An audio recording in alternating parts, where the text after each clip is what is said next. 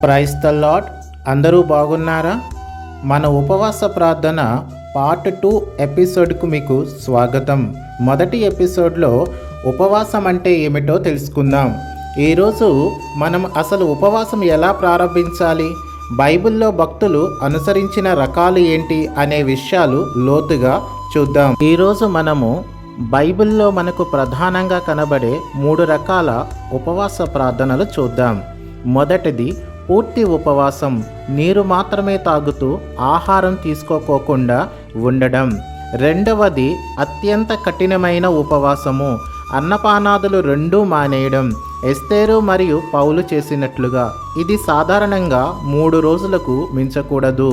పాక్షిక ఉపవాసము, ఇష్టమైన ఆహారాలను మానేసి కేవలం కూరగాయలు లేదా పండ్ల రసాలను తీసుకోవడం.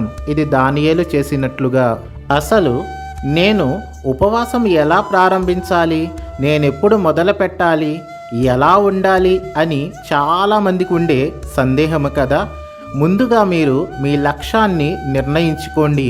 మీరు దేనికోసం ప్రార్థిస్తున్నారు? ఆత్మీయ ఎదుగుదల కోసమా, కుటుంబ సమస్యల కోసమా, అనారోగ్యం కోసమా? దేని కొరకు మీరు ఉపవాసం ఉండాలో అది ముందుగా మీరు నిర్ణయించుకోండి. తరువాత మీరు ఒక సమయాన్ని కేటాయించుకోండి. ఒక రోజంతా ఉండలేకపోతే ఉదయం నుండి సాయంత్రం వరకు మీరు ఉపవాస ప్రార్థన చేయవచ్చు. సమయాన్ని కూడా మీరు ముందుగా నిర్ణయించుకోండి. ఆ తరువాత దేవునితో సంభాషణ. ఉపవాసం అంటే కేవలం కడుపు మార్చుకోవడమే కాదు.